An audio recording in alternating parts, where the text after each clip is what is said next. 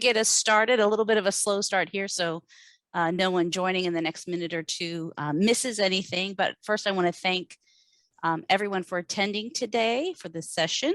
I'll introduce myself first. I'm Susan Elks. I'm a program manager for Balancing Nature and Commerce with the Conservation Fund. And specifically, the interest out in this area, I'm the project lead on the Zion Regional Recreation Management Plan. I want to thank our presenters today for putting together this session, being here, putting in their time and effort. We have a really great panel of information today for everyone. So I want to certainly acknowledge Kelly and Wayne, who are, I believe they suggested this panel presentation and then did the work to kind of organize and pull things together. First, I do want to acknowledge in general, Utah has some tremendous resources in this area. And so we're very fortunate that we can kind of pull this panel together and make it a panel of experts, and experts not only in the topic of recreation and recreation use, but also very specific to Utah. So tremendous expertise in the area regarding natural landscapes and interactions with natural landscapes, from cultural, environmental, recreation, visitors both from within a region and beyond a region. So I'm going to give a very short bio on each one of our speakers. You could spend a great deal of time going through their accomplishments, and I will move on pretty quickly from that, but I want to acknowledge that we have an excellent panel. Dr. Kelly Goonan is going to start us off. She is a professor of outdoor recreation with Southern Utah University and also the program director in their outdoor recreation in parks and tourism program. Dr. Wayne Freeman is with Utah State University. He is a professor in their recreation resource management program. Then he is going to turn things over to Dr. Chris Mons, who is a professor also in the recreation resource management program at Utah State University. And then Dr. Amanda, or AJ Templeton, is going to close things out for us today. She is assistant professor at Southern Utah University in Hotel, Resort, and Hospitality Management Department. So great expertise, great knowledge. We're going to go through all four presentations, do the question and answer at the end. Certainly, if you have questions that are kind of triggered along the way, go ahead and submit those within the chat to get those noted as we go along. I do want to provide just a bit of context since we have a diverse group joining us here today. So this session was, I would say, generated through the Zion Regional Recreation Management Plan process and project. It's not a presentation of the plan, it's not a presentation of the project, but instead it's an educational panel around a topic that certainly has quite a bit of relevance to our particular project. So kind of in its own lane, very relevant, but not a presentation of the Zion plan. If you do want more information on the Zion Regional Recreation Management Plan, you can visit the webpage for that, zionregionalrec.org. So right now I'm going to go ahead and turn things over to Dr. Kelly Goonan, who's going to start us off and provide a little bit more, I would say, kind of baseline and context setting information. Kelly?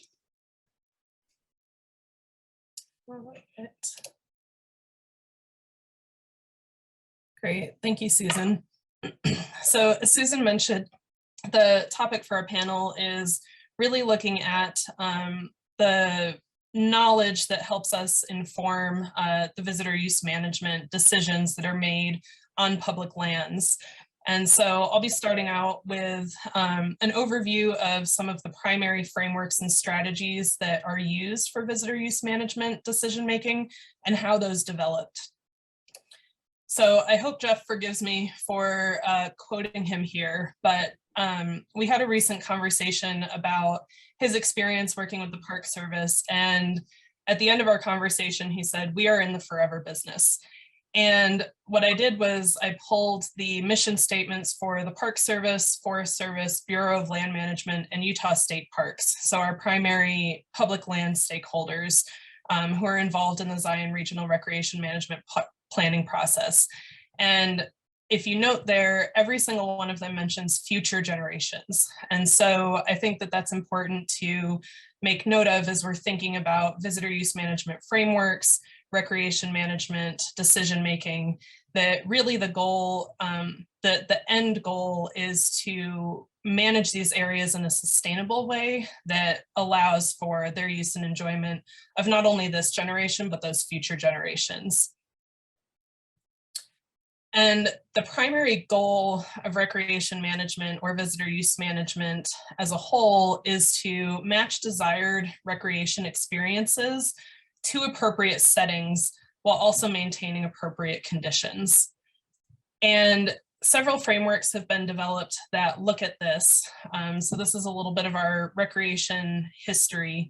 And one of the early ones was the Recreation Opportunity Spectrum, which was developed by the Forest Service in the 1970s.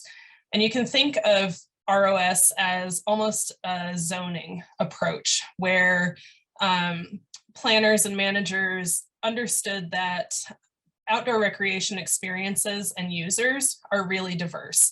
And their intention in developing this framework was to kind of identify the major factors that influence those recreation settings and experiences, and then be able to communicate those factors and how they kind of combine into a particular area to potential visitors, so that then the visitor has the opportunity to choose the location to go where they're most likely to achieve those goals and have those desired experiences.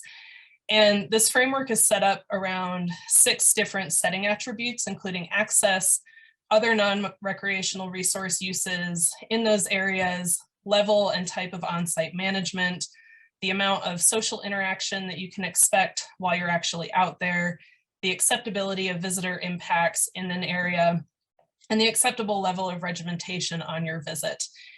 And using those factors,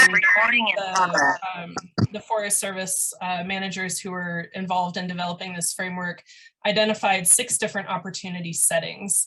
And they defined opportunity settings as the combination of physical, biological, social, and managerial conditions that give value to a place. And I do want to emphasize that value portion, that really what we're looking at is what makes a place special, what makes a place unique, and why are people potentially coming to visit these places. Those opportunity settings range from primitive to urban. And so you can see pretty easily how a primitive area, usually it's a little bit more difficult to get to. You may only be able to access it using non-mechanized transport. You tend to expect lower levels of management, fewer facilities. You don't expect to see as many people. Whereas in a more urban or developed setting, those are areas that are much more accessible. You kind of expect to see more people. And this framework also recognizes that kind of the responsibility of the managers from the recreation perspective is to develop and maintain those recreation opportunities, and then for the recreationists to use them. So that was one of the early frameworks. And following on this framework, and I will say, I think that ROS may not be formally used as frequently anymore, but that idea that we're trying to match desired experiences to appropriate settings, and we can think about those settings in terms of those 6 setting attribute factors is still very common. And so that's why you see a lot of opportunities even within the same unit. For example, Zion National Park, Dixie National Forest. And coming into some of our more contemporary frameworks, I wanted to take a moment to define the term recreation carrying capacity. And we can define this pretty broadly as the amount and type of use in an area that is consistent with desired resource, social, and managerial conditions. The current visitor use management framework uses the term visitor capacity, but you can think about these terms fairly interchangeably. And it was recognized back in the 60s as being an important element of recreation planning. A wildlife biologist named J. Allen Wagar actually thought about, do recreation areas have a carrying capacity? And that idea of recreation carrying capacity led to the development of numerous carrying capacity based frameworks. And if you notice there, several of them, they really were kind of tied to a specific agency. The one that I'll be kind of providing an overview of today is the VUM, or Visitor Use Management Framework, which really kind of takes the strengths of the previous frameworks and also took a more collaborative approach. So this is a framework that is used across agency jurisdictions and isn't agency specific. Another important consideration of recreation carrying capacity is that it does have 3 different components, and those components are all equally important. We tend to, or at least I do, we tend to think pretty readily about resource or environmental capacity when we're thinking about impacts resulting from recreation use. Same thing with experiential and social, but it's also really important to remember that managerial component because our management of the place really is going to depend on what level of management we also feel is appropriate. So when we're thinking about capacities and setting capacities, it's really important to remember those 3 factors and how they combine into a particular area. So the Visitor Use Management Framework was a collaborative effort among federal agencies that manage outdoor recreation. Some of them are kind of the usual suspects, like the National Park Service, Bureau of Land Management, Fish and Wildlife Service, and the Forest Service.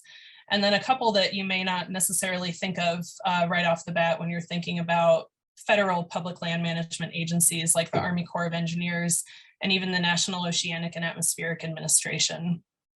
And this group got together following some court challenges of the previous visitor experience and recreation, or excuse me, resource protection framework to kind of address some of those issues and come up with a common framework that all of the agencies managing federal recreation areas and lands used for recreation could all use and provide some consistency there. That group defined visitor use management as the proactive and adaptive process for managing characteristics of visitor use and the natural and management settings, using a variety of strategies and tools to achieve and maintain desired resource conditions and visitor experiences. I will note that they use visitor use management and recreation management interchangeably in those documents. The framework is a 4-stage, 14-step process. And one of the unique features of it is it includes a sliding scale to help planners and managers determine what level of investment they need for a particular project based on the complexity of the project, but also the consequences of the decision. This is a pretty detailed framework. I'm just going to provide an overview here, but there are several resources at the end of the slides that will be made available. All of this information is publicly available online. So if you're interested in looking more into it, you can access the different guidebooks that the council has put up online.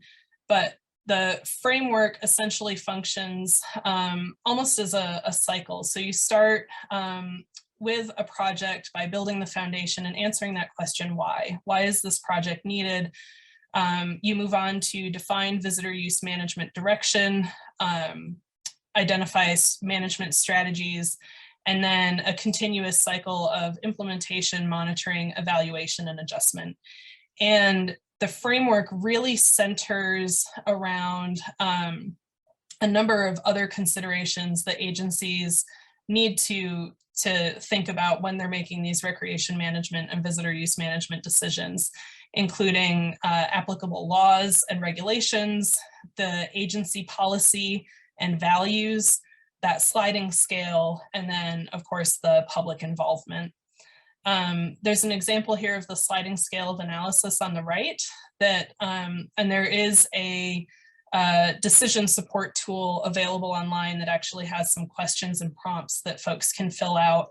And it looks at the level of complexity involved in the project, the potential risk of the outcomes and what kind of impacts the management plan may have, the level of stakeholder interest and involvement, and then also the level of potential controversy or even potential for litigation. And so really simple projects, for example, like moving the Zion National Park entrance monument, probably aren't very complex, don't have a whole lot of risk involved, but something at a larger level where it's more complex, you're certainly going to bring more resources to that planning process. This is another graphic from the VUM framework document. And this just shows the different steps involved in the process and how they align to those 4 elements. Again, I'm not going to go through all of these because of time and just trying to provide an overview. But what is important here are the outcomes of those different stages. So again, the first stage, building that foundation, the outcome that we're looking for is understanding why the project is needed and develop the approach.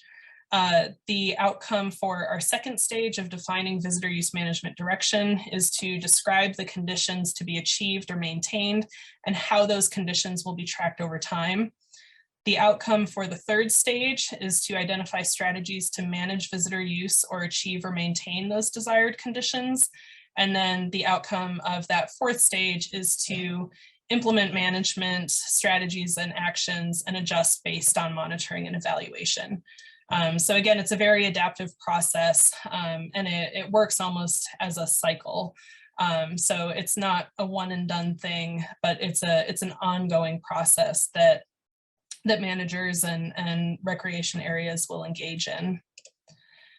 The final thing I wanted to provide an overview of are the basic strategies and tools available to managers to manage recreation. And we can, when we take all of the different management actions and tools, we can kind of categorize them into 4 basic strategies. So we can increase the supply of recreation or recreation opportunities. We can reduce the impact of the recreation use on those areas. We can increase the durability of the resource, and we can limit use. And then within each of these major strategies, there are several sub-strategies. And again, the content of these slides isn't necessarily as important as kind of the visual representation of the number of tools available to managers. So for example, by increasing the supply, we can take a temporal approach to that. We can also increase the supply over space.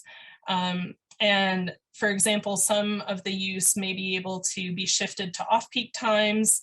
We can make more efficient use of an area. We can add new areas, develop areas, improve access, those kinds of things. With the next one, reducing the impact of use, you can see that this one is quite complex. The 3 main ways that we're able to reduce the impact of use is by modifying the use, dispersing, or concentrating use. With the durability of resources, we can develop facilities to accommodate more visitors and higher levels of use. We can also engage in site hardening, things like paving trails, constructing stairs, laying gravel, constructing campsites, that kind of thing. And then with limiting use, if our goal is to limit the amount of use in an area, we can look at both the amount of use, so the number of people or the duration of their visit. We can also look at the type of use. And so when we're thinking about or talking about management approaches, it's important to realize that it's not a one-size-fits-all for everything, and that managers do have a pretty large number of tools and approaches available to them to manage this use. And so when we're thinking about managing recreation and visitor use, again, there are those 4 basic strategies. Each strategy includes several sub-strategies and specific tools.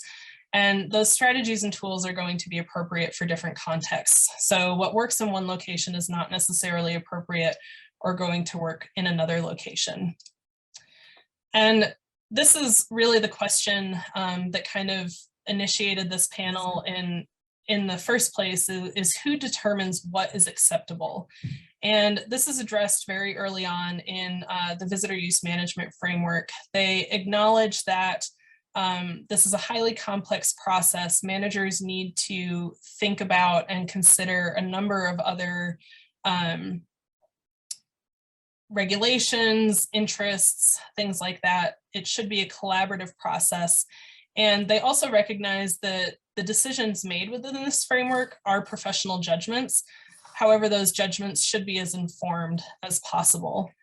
And this is a perspective that's shared not only by managers, but also researchers and folks who support the field.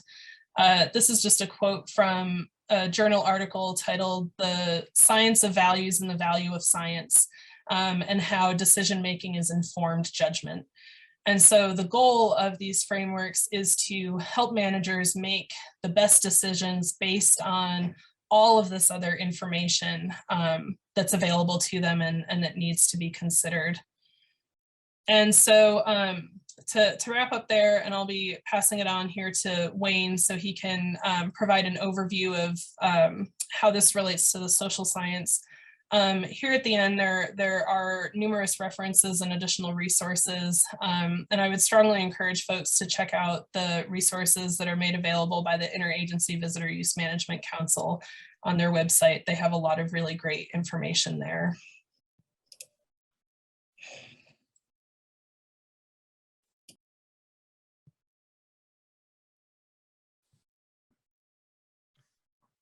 Thanks a lot, Kelly. Can you hear me okay? Okay. That's a wonderful overview. So with this next 15 minutes, I'm going to take us a little deeper into this concept of acceptability and think about where you'll see this happen in a planning process where this concept gets brought up and what kind of information you have to work with. Okay. So my first question is like, well, where did this come from, this whole concept of acceptability? And in a professional sense, at least for visitor management, as Kelly mentioned, the Forest Service in the mid-'80s was really trying to put together a management framework for wilderness. They had been charged with managing solitude, which was an experience. It wasn't the kind of thing we've knew how to quantify or that sort of thing. So they had to really think this through.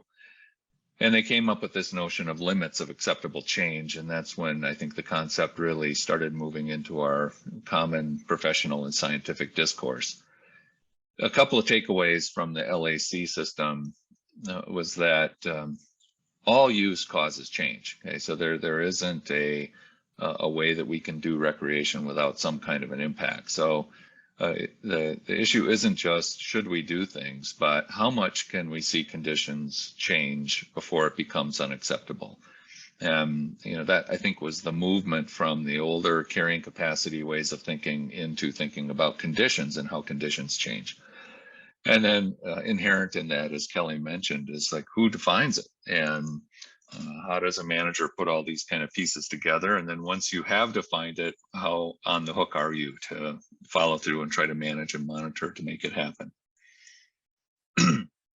So in the early 90s, the Park Service took that basic framework and converted it to the Visitor Experience and Resource Protection Framework, which was kind of, well, very similar to LAC, but probably more targeted to the busier front country kinds of settings that you see in the national parks. And then Arches National Park, which I'll use as the kind of case to follow this through time here this morning, became the first test site for this new program that was being developed.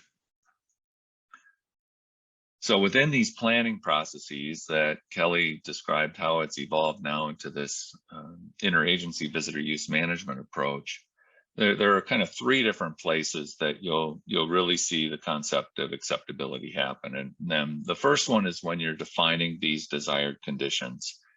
And there you use ROS-like thinking, and I'll show an example of that in a minute. And then there's visitor assessments or manager assessments, depending on what part of the system you're watching change.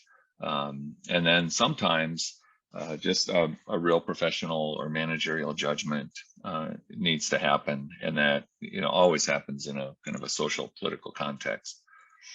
So we'll go through each of these quickly, one at a time here. All right, so desired conditions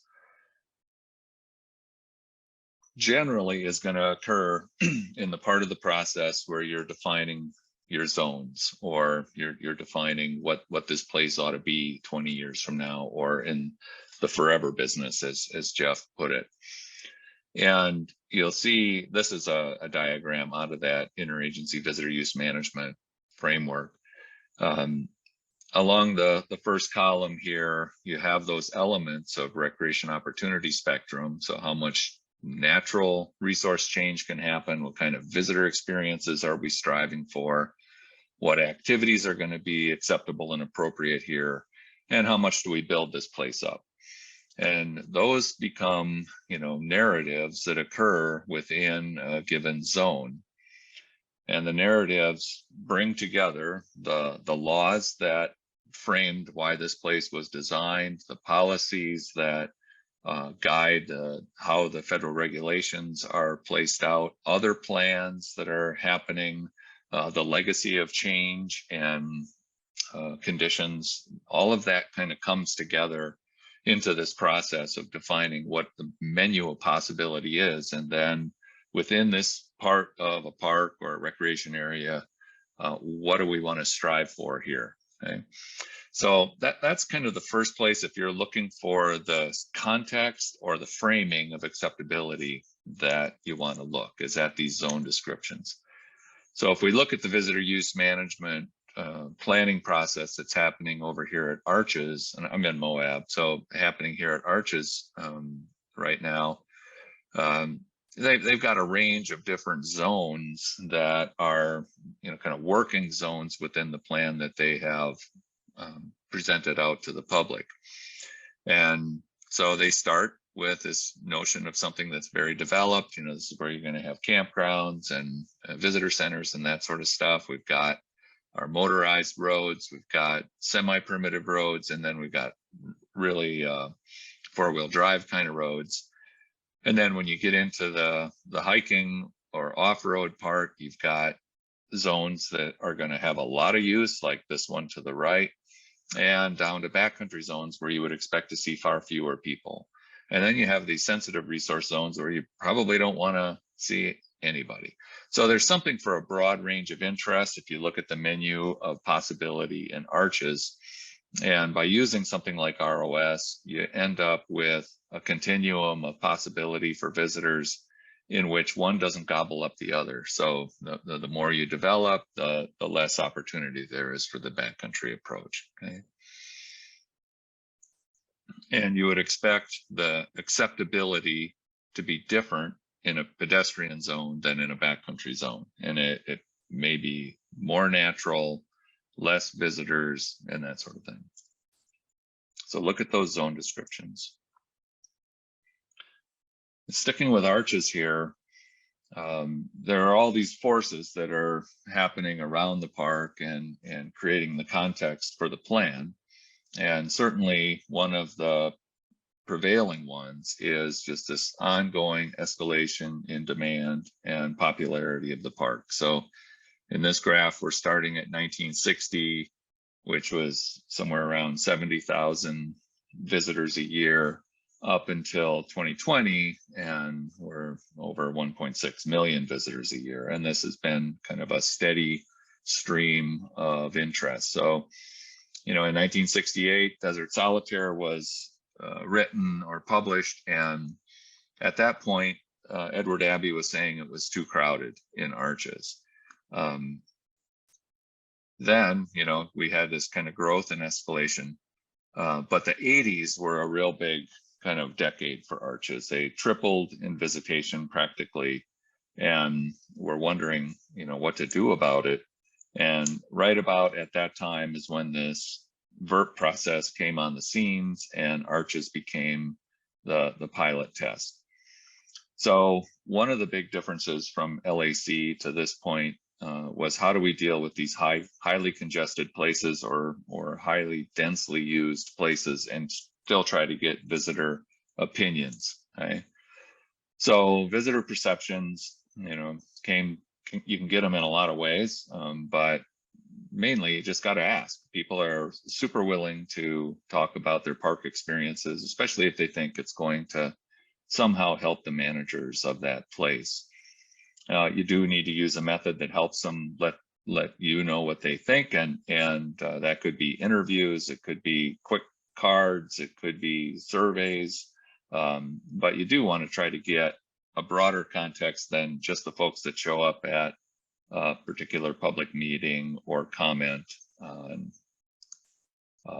a plan, that sort of thing. And what we've often found, I'll show you a second, there's a lot of agreement usually amongst visitors for what they're looking for, what they like, what they don't like, that sort of thing. Now in this busy area, we used a process that used photos and had people look at different scenarios of what they might have run into and just ask them, is that acceptable or not? So this was a way to operationalize that notion of acceptability. And this is some oldies but goodies hits here. And this was in that original 1992 Zion study. And we looked at delicate arch at different levels of crowding and asked people to just look at, is that acceptable or not? And how acceptable or unacceptable is it? And they were able to tell us. So what we found out in that data, and this has been used in a lot of different parks and a lot of different studies since, is that there was quite a bit of agreement. And in that delicate arch case, what you saw was that up until about 12 people at a time there, it really had no dent at all in how acceptable people thought it was. Then you had a range from 12 to 30 or so, where it was still very positive, but not as good or as acceptable as that first crowd. And then you moved beyond that to a state that was, most of the people were finding it negative rather than positive in terms of their acceptability. And the variation that you see in that below the line kind of grouping had to do with whether the people were close to you or not, or further away at the arch and that sort of thing. So this kind of data oftentimes gets turned into a graph that looks like this, that smooths it all out and averages it, and it gives you a way to think about what kind of conditions do you want to provide for people. And if this were a backcountry zone, you may want this to be that 12 or under kind of number. But if it were the south rim of Grand Canyon, you might just be down there at the far right side and not worry about it. Most places aren't either of those two extremes. And so it just gives you a way to think about how you could try to strive for acceptability from a visitor's perspective. Okay, the third way that I wanted to touch on was this notion of professional judgment. And we do see that happening more and more, largely because of safety. And get my slide to work here. Okay. In 2015, we saw a kind of a nationally relevant action happen with Half Dome in Yosemite. And the popularity of that site had grown, and grown considerably, to where the concept of solitude is long gone, and even crowding is probably, not that relevant for the people that are there.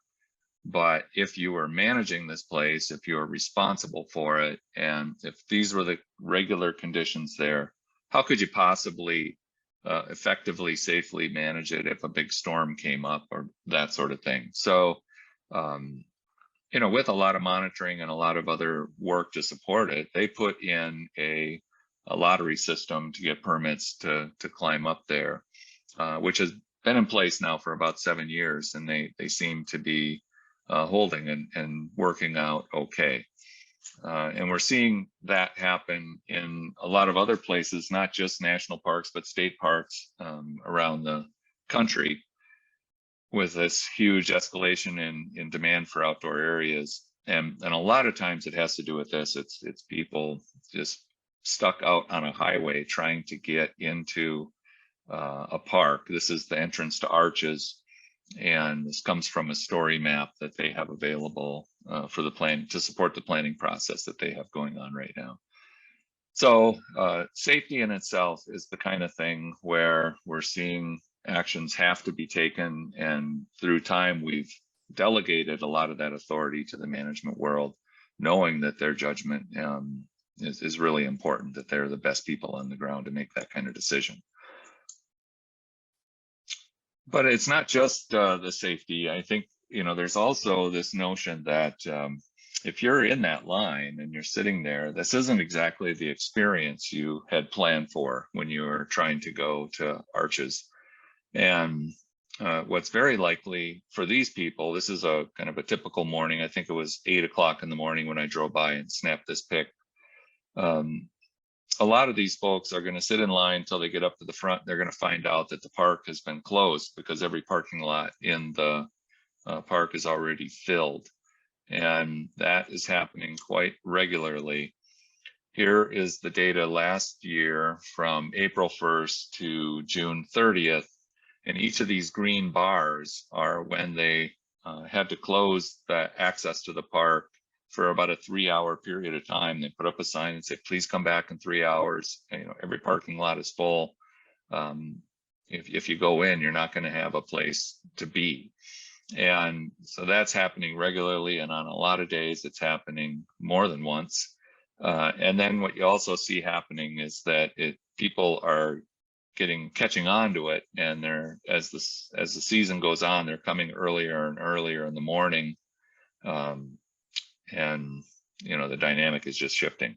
But that isn't what everybody's looking for. So even if you don't do anything about this kind of escalation in visitation, I'm sure that over time that's not going to be found acceptable by a lot of people. So what they're proposing in this round is a timed entry approach to try to take this excess demand that's happening at the morning hours and distribute it better throughout the day. And they're mathematically, if they can get this to work, it will actually improve or increase the net number of people that can get into the park. And especially, I think, if they can jockey it sometimes for a day or so. But so there's some real potential that this would actually improve conditions for the visitors, because they wouldn't be sitting in line wondering if they're going to get in, and it may ease or at least make efficient the pressure on parking and other resources in there. So just to recap, if we go back through this and look at the strategies that Kelly presented, at first we were just thinking about it. Edward Abbey thought it was crowded. Then we had a huge surge in the 80s. That led to a plan at Arches. That plan led to a series of standards and thresholds and those kinds of things. But what they really started out with was soil and vegetation restoration and an education. That's when we really saw the kind of don't bust the crust campaign get big time down here. A few years later, visitation is still increasing. The fee demo project, for those of you that remember that, came into place, and it provided some finances to do a bunch of trail redesign. They did that. So they tried to, harden sites and increase. By about 2015, I believe, they were expanding parking, but the visitation just keeps going up. Then they did a congestion management planning process, and I think around 2018, which didn't fall into the right kind of political context, I think, at the time, and wasn't adopted. Things continue to come up, and now we're trying timed entry. they've been monitoring on a lot of things throughout that time. And I think what you see here is that, you know, these strategies that Kelly has put out, they're a big toolbox, and you want to try with the least intrusive ones as possible. And you end up working toward these more rationed kind of access things, usually much further down the line. So to wrap it up, what is acceptability? In this case, it's a function of all these things put together. It's law, plans, the context, the science, visitor perspectives, and stakeholder relationships. All of that kind of comes together to define what's really going to be acceptable at a place. You know, we found out along the way that visitors are quite capable of telling us what they do and don't want. They can talk about acceptability pretty consistently. But it's not voting, as Kelly mentioned this, and the way the visitor use management framework lays it out. In the meantime, as we're thinking through all this, experiences are definitely being affected, you know, whether we're acting or not on it. And so I'm very optimistic about thinking regionally and the way that the Zion plan is happening, and the way that things may redistribute a little more positively at Arches. I'm hoping that that can happen around Zion, that you're going to learn some lessons there that can help us over here and in a lot of other places in the world. But, you know, if we start thinking at the appropriate scale, it seems there's a lot of possibilities for positive effects, both on the experiences and the local economies. So with that, thank you very much. And I'll turn it over to Chris.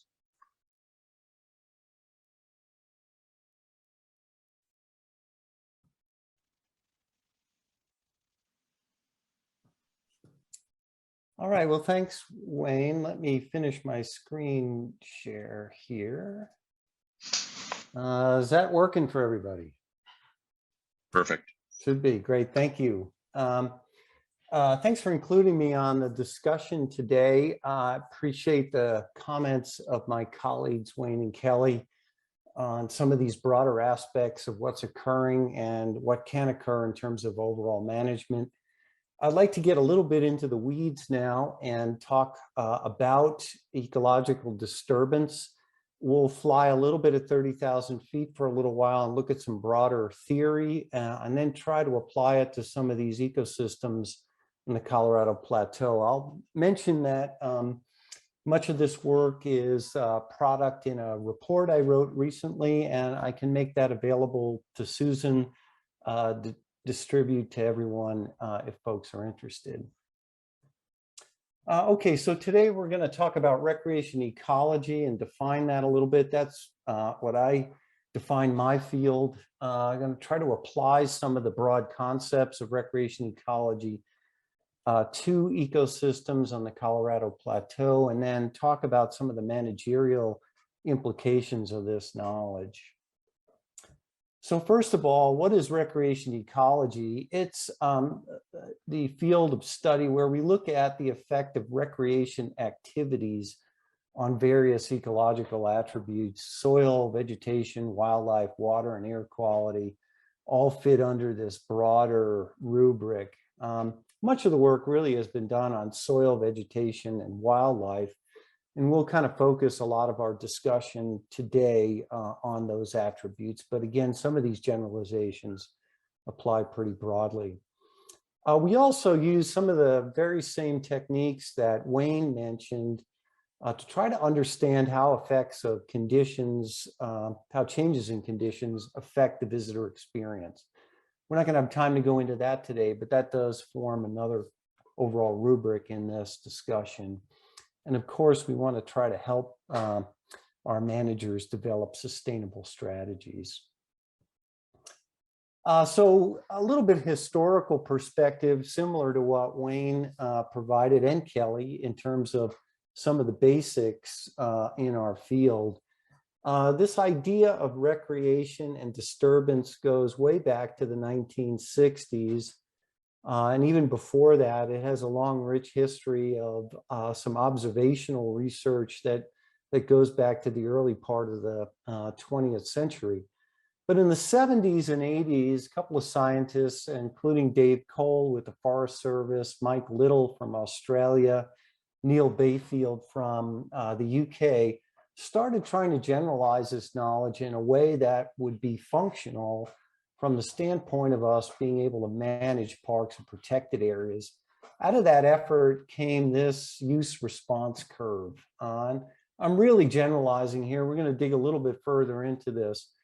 But basically what many studies over many years, including some of my work more recently, suggests is that the initial amount of recreation use in a given area results in the vast majority of disturbance. So that disturbance really proceeds very rapidly under initial use strategies. This occurs regardless of the ecosystem type, although more tolerant ecosystems might change a little bit in a different format, different rate. But that once you get to a point on this curve, as you continue to apply more and more recreation use, very little additional disturbance is created. And so these findings have really led to a lot of broad generalizations in terms of how we manage recreation use in our parks and protected areas, including programs of education such as Leave No Trace, including some of our management actions. Okay, so digging a little bit further into this, it has some fairly profound suggestions for management when it comes to trying to limit ecological disturbance. As Wayne mentioned, there's no use that causes no impact. But I think an overall strategy that we always have is to try to minimize that disturbance into some level that's acceptable. So what does the ecological science tell us? Well, taking a little bit of a more detailed look here, we're going to contrast a couple of different management strategies and what the likely outcomes of those might be from the standpoint of understanding this use disturbance functional relationship. First of all, let's go into an unregulated kind of situation. And that's where we may have at-large kind of use in an area where we're not prescribing sites or restricting visitors to certain trails and hardened locations. What tends to happen in those cases is that that use results in a fair bit of disturbance right off the bat. As a consequence, that disturbance tends to proliferate into many sites because the use is at large. If we put a management action in place to confine that use to a certain smaller number, limited number of sites, what we tend to get is spatially contained disturbance. It might be slightly higher on this disturbance scale, but it's confined to a much smaller area. In general, that's the contrast between a confinement strategy and more of an unregulated strategy, and that we oftentimes are able to limit the spatial extent of disturbance. On the other hand, if we start thinking about, well, what can we do to disperse use? Will that result in less disturbance? Typically, dispersal strategies are very difficult to accomplish in a true sense, true dispersal, in that it requires us to keep use levels at an astonishingly low level simply because of the rate of change of sites relative to this use disturbance relationship. It is effective in certain situations, but they're rare. And so as a consequence, dispersal strategies, if applied under situations that really should be confinement, we tend to see the most level of disturbance. Okay, so some work that I did a few years back, went back and looked at some of these use response studies over the years to try to determine do those common generalizations still apply? We published some papers on that, and what we found are kind of the following. First, this common generalization still really does apply. There may be in certain situations slightly different functional relationships, but in general, this idea that initial use results in most of the disturbance still applies. High use and intensive use situations tend to require spatial confinement to minimize disturbance. Dispersal is really only effective in a very small handful of situations where we can truly limit use, truly disperse visitors across a relatively resilient landscape. And what I'm not talking about here is the common, what I would consider misnomer of dispersed camping. That oftentimes is just really unmanaged or at-large camping. And on the previous slide, we saw the oftentimes consequences of that kind of a management strategy. Okay, so with some of that background, how does it apply to us in terms of our situation here in parks on the Colorado Plateau, specifically relative to our discussion today, to these ecosystems? Well, no news to any of you here. This is data actually only up to 2018, and we've obviously seen lots of changes that have occurred since that time, but explosive use in many of our parks and protected areas in this region. Lots of reasons for that. You're all familiar with some of those reasons, but certainly a regional-wide concern about the management and the minimizing of disturbance due to all of this increased use. So what I did about a year ago and worked on this study with some colleagues, we tried to review again the basic recreation ecology knowledge and how it applies to these areas, and then look more detailed about what studies have been performed on the Colorado Plateau in those ecosystems that may lead to some new knowledge and new conclusions as to how to manage these locations. Well, first, we found really only a handful of relevant studies. They're very good studies, but there's not a lot of work that has been accomplished broadly looking at recreation disturbance in these ecosystems. What has been done, again, is very good work. And we've found studies in soil and vegetation, disturbance to wildlife, and impacts to cultural resources. Some of the conclusions from that work suggest, again, a main focus is the cryptobiotic soil crusts and the disturbance to those ecosystems as being an important consideration. In terms of wildlife, spatial overlap of use with some sensitive wildlife habitat areas that are limited of spatial extent and also happen to be places very desirable for visitor use. So in these situations, we potentially have some disturbance issues. And then impacts to cultural resources, where we really found that research suggests that access is a primary issue there, particularly in unmanaged situations, and that access leads to potentially more disturbance of those resources.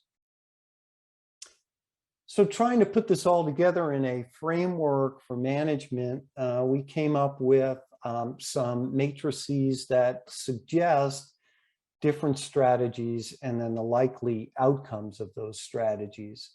Probably don't have time to go through all the minutia of this here today in this talk, but let it suffice to say that looking at a continuum from unregulated management strategies on through confinement strategies, we also see a continuum of likely effectiveness, in that in unregulated situations, we're likely to be less effective at minimizing ecological disturbance, particularly in situations where we're concerned about soil disturbance. In a more confinement type, more active management strategy, we're likely to be more effective at limiting both the intensity and spatial disturbance, spatial extent of disturbance in these situations. Of course, all of these have trade-offs in terms of the visitor experience. And as Kelly and Wayne presented, they may be more or less desirable in certain zoning situations. And that would play, of course, hand in hand with looking at some of these ecological management strategies. I'm speculating a bit here, but I'd like to throw this out a little bit. Some of our contemporary work, at least the work that we've been doing in my lab, suggests that maybe more contemporary visitors might be a little bit more used to and a little more acceptable. It might be more acceptable to them to have confinement strategies in certain situations. Some of the work I've been doing in areas not here in Utah, but elsewhere, I've looked at motivations broadly across many visitor types. And many of our contemporary visitors seem to be motivated by things less dependent on issues of freedom and solitude. Again, a big speculation here, but I guess what I'm suggesting is as we proceed through this large increase in visitor use, we are seeing changes on the visitor side, changes that potentially would lead to different levels of acceptability for a range of management strategies, and those things should be considered.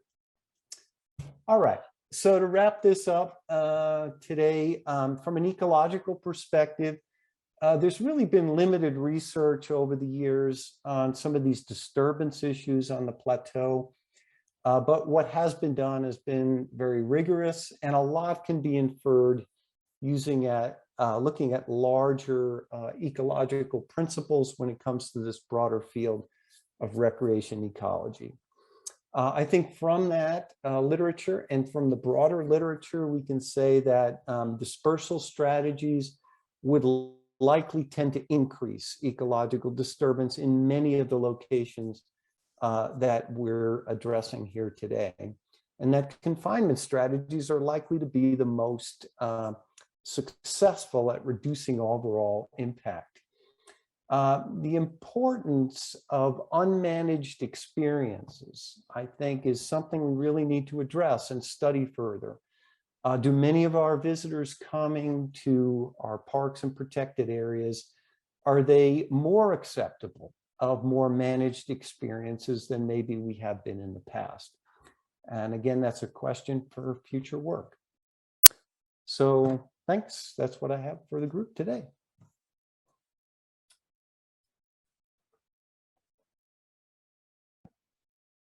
Thanks, Chris. All right, so I'm gonna go ahead and round this out.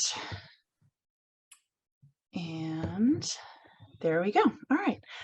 So I'm coming at this from a different viewpoint. And so we're gonna broaden our viewpoint and really look at tourism hospitality, right? And that's what we are going to bring into this. And in doing that, it's recognizing that one, when we use the term destination, that can be as broad as the state of Utah, but it can also mean just a particular place. And what I want to do is I really want to talk about the visitor journey, the visitor experience, and where does that play kind of into looking at just their time in the park, right? And the truth is, it's kind of a small part of a much larger picture. And when we talk about the visitor journey, one, that visitor can be coming from anywhere. It could be me driving from Cedar City down to be in Zion for a day. It can be people coming from California, from Florida. It can be international, right? And so it really means anything. And for the visitor, their journey really starts the moment they make a conscious decision to plan their trip. And they start looking at social media and they start looking at websites. And then they go through the actual booking, and then they travel. They have this experience and different touch points, and we'll talk about that. They finish out the trip and go back to wherever it is that they hailed from, and they talk about, well, how did that trip go, right? And so that brings us to the experience. And the truth is that the visitor experience isn't just one piece. It's this whole process of their stay in a hotel, the transportation company, how they were maybe treated at an airport, food and beverage. Did they have to wait in line for that? We have kind of the park piece of it. How did things go once they were in the park, right? And doing these different activities that they either planned for, or maybe they were just spontaneously taking in.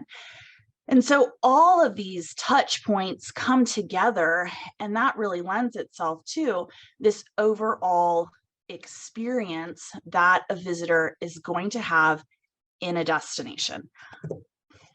And so we have kind of what I'm going to show you here is the customer journey, right? And this is a pretty blank template per se, and you can look up traveler journey, tourist journey, and they're all going to give you something in this realm.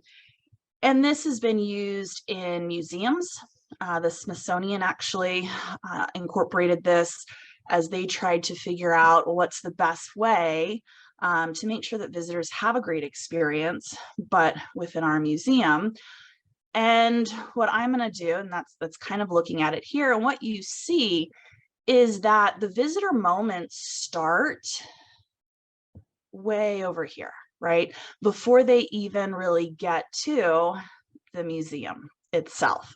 And it ends after the visitor has left. And I was able to find this online, and I think I'm going to use this. I think it's a pretty good representation of bringing this to Utah. And what does this look like in Utah? And to really walk you through that, I'm going to share a story. So I moved to Utah 4 years ago, and I do as one does when they move somewhere new. I got out and started exploring, and because I'm of a certain age group, I decided to share everything on social media. And some friends of mine said, oh my gosh, AJ, this looks amazing. We want to take a family vacation and we want to come to Utah. It wasn't on our list, but this is what we want to do. I said, that's awesome. And they asked, can you help us plan this trip? We've got X amount of days. We want to hit all of the parks, and we want to spend a couple of longer time in Bryson and Zion. We think those are really the standout places. Not a problem. So I helped them put this trip together. And they asked me to go along for the experience, for the ride. And so in doing so, I said, sure. And one of their big things was, we want to go to the not tourist packed places. We want to see what a local sees. And so the trip took off. We spent a couple nights in Bryce, took the scenic ride up to Capitol Reef, spent time there, had a great time, and then went ahead and drove over to Moab. Well, it's June, so Moab's busy. I think busy is actually a kind word to use. It was packed. And I had prepared them for that, right? So I had kind of set up some expectations there, did a little expectation management. And we get into Arches, and not a problem getting in. It really wasn't a long line. And it was already too late to do the hike to Delicate Arch. That parking lot was closed. And I said, that's fine. We'll go on to the Double Arch area and we'll park there. Well, we circled about 4 times, right?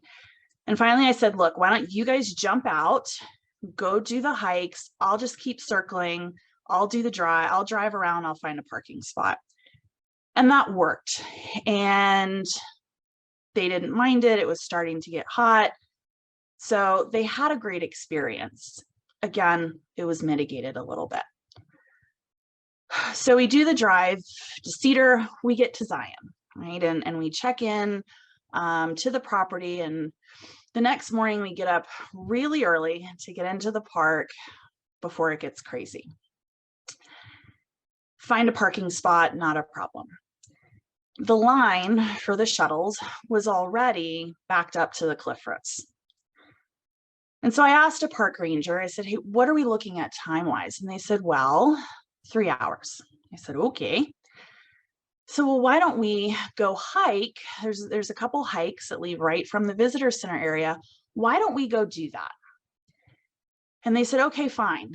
And so we hiked, we come back, we're able to get on a shuttle after our hike, get into the park, into the kind of that main area. They go do Lower Emerald pools. We come out, it's hot, go ahead and take them to Grafton. We have lunch. They spend the night at Watchman Villas. They love the views, and they have this phenomenal time. And they leave and they tell me, AJ, this was probably one of the best trips we've ever had. And in doing what people do, they go ahead and they post their pictures. And now they have friends in England message, where were you? Who knew Utah was so beautiful, right? And even though there were hiccups in the trip, as a whole, this was a fantastic experience, right? And so some of that is really, when we talk about that experience, it's making sure that as a whole, the entire experience is positive, right? It's satisfied. And some of that is literally just managing expectations. And that's really just what we have this theory of service, says that people come in with expectations, and how those expectations are met determines whether or not they have a great experience and whether or not they speak positively of their time wherever they happen to be. All right, so why do we care about this, right? And where does hospitality fit in? Well, one, the overall experience is in part the hotels they stay at, the people that they talk to. It's the tour operators that they interface with. It's the servers at the restaurant. It's the visitor center. And then it is the experience that they have in the park itself, but not just that. And if they have a good experience, one, we know that it leads to that positive word of mouth, right? And that's always great. Another point of this is that the experience they have, if their time, be it in the park, maybe be it in a hotel, goes awry, that can impact their view of a destination as a whole, right? People are going, oh, Utah was phenomenal, even though maybe they were only in Zion. The other thing that can happen is that you have an opportunity for the creation of park advocates. And that is fantastic, right? And research has shown that when the hospitality sector is on board with what's happening, you have more tangible sustainability measures, and you can measure those better. And the visitor is on board with what they're trying to do in the destination as a whole. Additionally, what can happen is we can lead to people go, I want to go back, but I want to stay just in one place. And so now we have longer stays, which leads to higher spending. Or they can say too, I want to go back, but I want to go back when it's not as crowded. And so when we talk about dispersal, now we are moving people around so that they're coming back at a non-peak time versus when everybody else happens to be coming back. The steering committee, and if get on the website, they've got these great groups that they've put together to really look at kind of some different areas. And I've put those areas over here on the side. And where does hospitality fit? Where do tour operators and hotels and lodging, where in restaurants, where do they fit? The truth is they really fit everywhere. When we talk about the visitor experience, they're a key part to that. And really for for dispersal to happen, for the experience to be good, the hospitality sector has to be on board. It impacts them too. What can happen in a park can impact how someone comes back to a hotel and views that experience at a hotel. And so in talking about trying to educate the public, trying to get a message across, you've got to talk to bartenders, front desk associates, tour operators, because they interface with the public maybe a lot more than a ranger is going to in the park, right? They have that ear, they make that connection. And for them to say, oh, hey, today is going to be a really busy day, we might recommend that you go see Grafton, or you go see whatever other attraction in the area, and then go ahead and hit these hikes in the afternoon. Well, that does a couple things. One, it makes that customer facing associate look amazing, right? Two, it helps kind of disperse, and it gives more economic opportunity to other attractions in the area. One of the things I did with this is I pulled up, this is the trip planning and visitor experience. Again, this is on the Conservation Fund website, and I know that link was shared. And as I look at this, there's opportunities across this for hotels, tour operators, restaurants to help with these things, right? To help inform on visitor safety, to help inform about why protecting the resource. This is why the park does what they do. And we really need to get you on board, because that will allow for this resource to be here for your children to see when they come back, right? Those are conversations that are really easy to have. And in looking for, oops, there we go, and kind of looking for inspiration and looking for ideas on how to manage that visitor experience as a whole, look to museums, art galleries, castles, right? These are all attractions that have learned from more commercial purpose-built attractions, but they're also sensitive environments. And they have found that one, over management of the experience is not the answer. You do have to leave a little bit of room for flexibility, for spontaneity. That all impacts kind of that overall visitor experience. And at the end of the day, collaboration is really what makes everything work. You have to really move away. And this is, I think, what we see in some places is that the public land sector and the industry sector think the other one's working against each other. And when you get rid of that mindset and really work together, which I think this panel is fantastic for doing with this steering committee, that's where real progress is made. And so now the community benefits economically, perception-wise, the park benefits, and the people that are coming, they have a really great experience.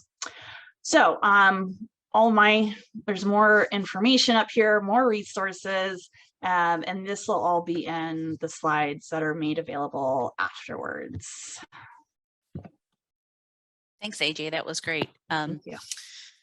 So we are going to take a couple questions. There are a few in the chat, and so I'm going to start with one of those. And AJ, you did address this to some extent, and I think Kelly also might have some input on this as well in terms of where economics fit into the decision matrix. And so, AJ, you talked about that a little bit.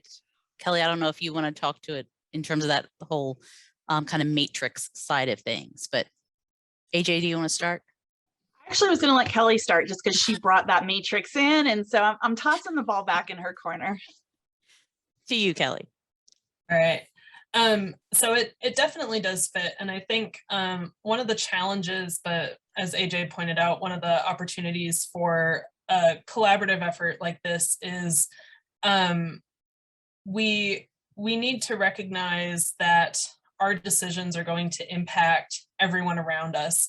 And it's also really important for parks, public lands, those destinations that are drawing people in, to really think about their values and their mission. For example, rock climbing is huge down here in Southwest Utah. Zion is recognized as a international destination for rock climbing, and that activity is not allowed during certain parts of the year because of nesting raptors in the park. And that legislation that is not park specific kind of trumps that activity of, you know, people want to rock climb, and we have businesses, we have guiding and outfitting operators. And so we do need to find a balance. And I think Jeff mentioned at the steering committee meeting when we were starting to talk about that, well, what is acceptable, or what is appropriate for this area? Parks do have a list of historic uses and values. And one of the resources that I included in my slides is Zion National Park's foundation document. And almost every park unit, National Park Service unit, has one of those documents, and it very explicitly lays out, these are the values that we are trying to protect in perpetuity for those future generations. And so it's not at all that parks are anti-economic development. However, their mission is also not primarily to support that economic development. They kind of sit somewhere in between. And just like carrying capacity has those three different factors, sustainability also has the cultural, the economic, and the environmental factors. And it works like a three-legged stool. If one is a little bit off, the whole thing wobbles. And so it is really important to consider those three different factors in the decision-making process. Great, thanks, Kelly. Did you want to add anything, AJ, or you're good with that? I think she wrapped that up very well. All right, great. There's another question from Anne, and Anne, I'll pose your question. If I get something wrong, let me know here. But she's talking about, you know, with a focus on the visitor experience and a focus on the logistics of, you know, mitigating crowding and things like that, you know, are things becoming unbalanced? And then we're losing opportunities for education and resource appreciation. And so certainly that seems like a discussion of, again, that balance of what are you trying to do with public lands and visitor interaction. So who wants to take that one as a starting point?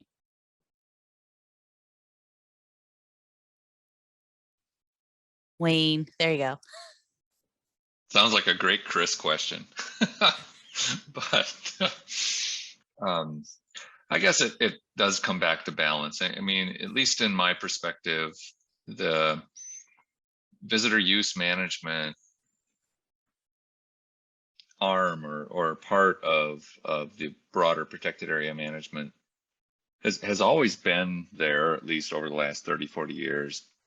But it's just now, I think, really starting to manifest into what you see as a lot of visitor use management plans. And those are, I think, the places where, you know, we're going to crystallize these values, prioritize values, and try to look at the kinds of things that might be either getting lost or turn into unintended consequences. So this notion of, you know, whatever we're missing, we're undoubtedly missing something, you know, and we, you know, if you look at that graph that we've had in arches, there's always kind of a reaction, you know, trying to keep up with the pace of change that's going on around you.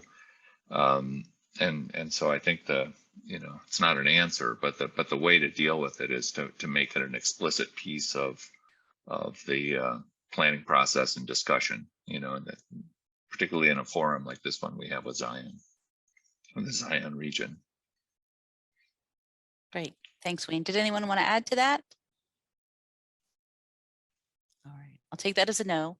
And Kelly, you had suggested, and this is a good one to talk about a little bit, terminology in general: appropriate, acceptable, sustainable. How are these being used, and what are you trying to get at when you interchange those terms? Yeah, that's a great question. And I think I'll be the first to admit that I use the words that I was taught. For full disclosure, Chris Mons is actually my PhD mentor, and I've known and worked with him for quite a while. And we had an interesting conversation with some colleagues a few years ago about the word impact and the negative connotation that tends to carry when we're talking about visitor impacts or resource impacts or things like that. We tend to think of an impact as being a negative or an undesirable thing. Whereas when we're talking about economic impact, many times we're talking about something that's positive. And visitors do have positive impacts, not only from an economic perspective, but also from building that advocacy, becoming park stewards and stewards not only and advocates for not only that specific location, but national parks and public lands and outdoor recreation access and things like that more broadly. I use the word acceptable because that's what I was trained with, and that's what I've read. But I think one of the key parts of these frameworks is coming back to that desired conditions. They used to be called management objectives, but really thinking about what are the values that we're trying to protect, and what kinds of opportunities are we trying to provide for, and making sure that that is an adaptive process and that it does have some flexibility and some room for maybe emerging recreation opportunities or activities, emerging recreation demographics. As we saw with the pandemic, we've seen a lot of new outdoor recreationists. I can say personally, I really don't like the term visitor use management. I wish they had a different term or a different name for that framework. I think visitor experience and resource protection actually captured it better. But they couldn't use that name because of the decisions that were filed in federal court. They had to come up with something different. And if you actually look at the visitor use management framework, and it is a bit lengthy, but they have some good primer materials on it too. It really is meant to be a holistic approach, and it's not only looking at the visitors, but I think it also recognizes that visitors are potentially our greatest allies in protecting these places, and protecting the communities around those places, the businesses that depend on those places, because I don't think well, obviously everybody here has a stake in what is happening in the Zion region. Otherwise we wouldn't be here. And so recognizing that it is all interconnected there. I do think that the council did a good job of trying to be as holistic and inclusive. It's not perfect. I'm sure we'll learn a lot as that framework gets implemented more broadly. But I don't think that it's, despite the name being visitor use management, it is more inclusive than solely focusing on that human factor and the visitor there. All right. Thanks, Kelly. Did anyone want to add to that? All right. One thing I wanted to bring up, Chris, you had mentioned this as I think you called it a contemporary visitor, and perhaps a contemporary visitor could be a bit different. One of the things that I think has been a discussion point in the Zion region is the changes over the past couple of years have brought in what has kind of been called sort of new outdoor recreationists, new visitors. And that's been some of the discussion. What do new visitors expect? What are they looking for? And what are they doing that needs to be responded to in a different manner?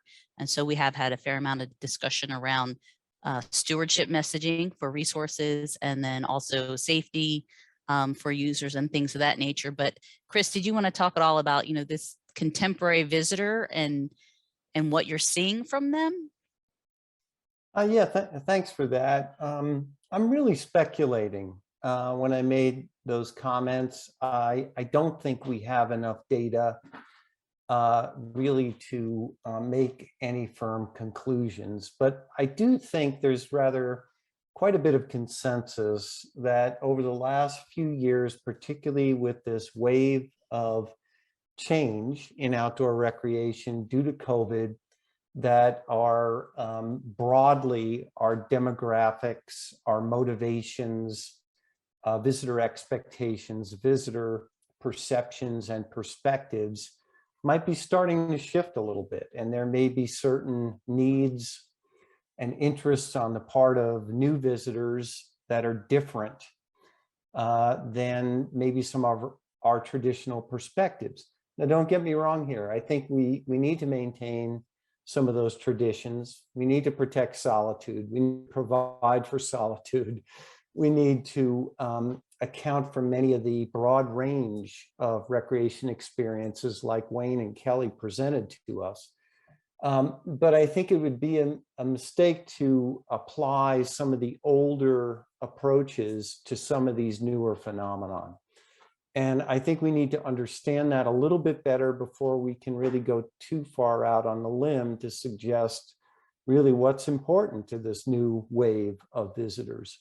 Again, some preliminary data we've been collecting suggests that certain things that maybe are not as dependent on solitude, are not as dependent on true primitive backcountry experiences, can be accommodated in more front country settings and from the standpoint of many of these contemporary visitors. I don't know. I don't really have a good answer to that. Maybe others want to chime in, but these are some small signals in the data that I've seen on the work that I've been doing.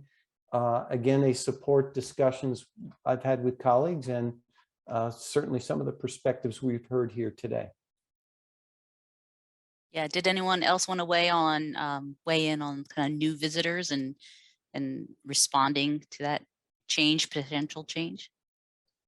I think I can maybe just speak from the hospitality tourism side.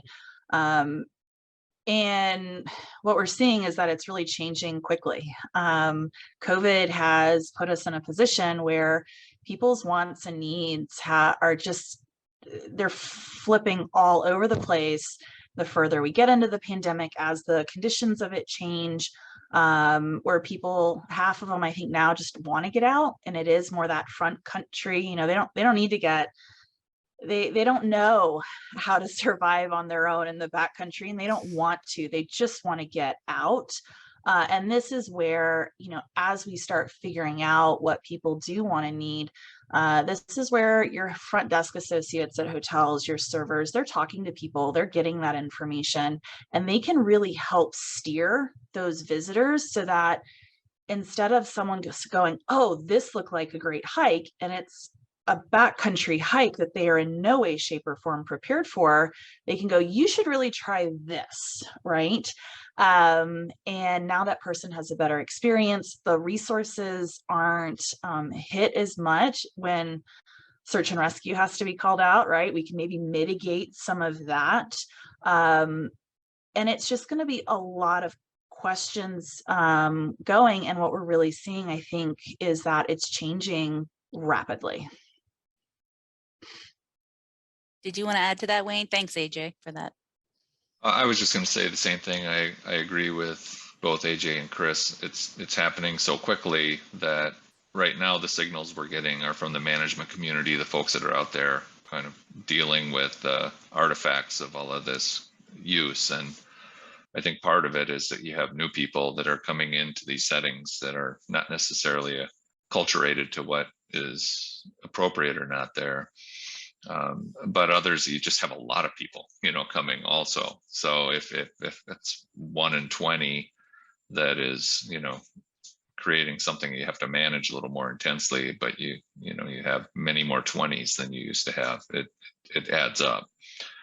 So to really understand them, there hasn't been a lot of time to, you know, get out there and cultivate research that's going to get into the weeds with this stuff yet. but it's certainly, it's happening. And I don't think it's going to quit either. I mean, if you look at the amount of sales that have happened in e-bikes and mountain bikes and RVs and all of the things that are supporting that visitation, it feels like a renaissance in recreation that, you know, we haven't really seen for a while. Great, thanks, Wayne. One thing I am going to address the question about, you know, the interaction between sort of the information in today's session and Zion Regional Recreation Management Plan. So I'll take that one. And we'll call that sort of the formal close. If people want to hang out a little bit and pose some other questions or have some discussion, that would be great. So just to sort of cap us off, because we are at our official ending time. So the Zion Regional Recreation Management Plan is in its channel. Today's session, as I said, it's an educational session. It is an information sharing session, and that is generally part of our process. You know, we at the Conservation Fund, we certainly feel that it's really important that people are aware of what's going on in different sectors, that they are sharing information, and that everyone is kind of being brought to the same page. And we've had discussions like this along the way throughout our process, particularly talking about visitor expectations, changing visitors, what they need, what they want, how do you protect the resource while still taking care of those different areas of your economy, your environment, your social and community structure. And so today's session sort of reflects some conversations that have been going on a little more informally, but also less academically.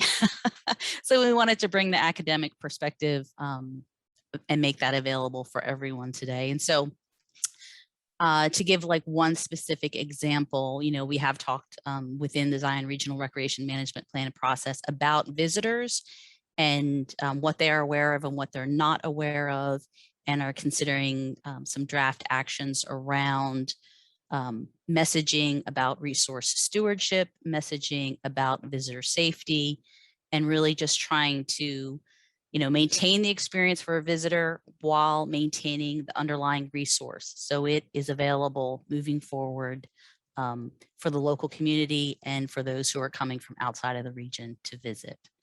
So the Zion Regional Recreation Management Plan process is ongoing. There'll probably be some more information added to the website at the end of this month regarding that, if you look for information through that particular source. So I do want to stop now and take some time just to say thank you to our presenters. Thank you to our attendees today. I think at one point we're up to around almost 70 people joining us today for the content. And so thanks to everyone for their time. Thanks to our presenters for prepping the material, and in the case of Wayne and Kelly, helping organize the material. So we'll call that the formal close. If look, Bob's got a question. So we'll take on more, but we'll call this the formal close for people who were anticipating being able to hop off at this hour.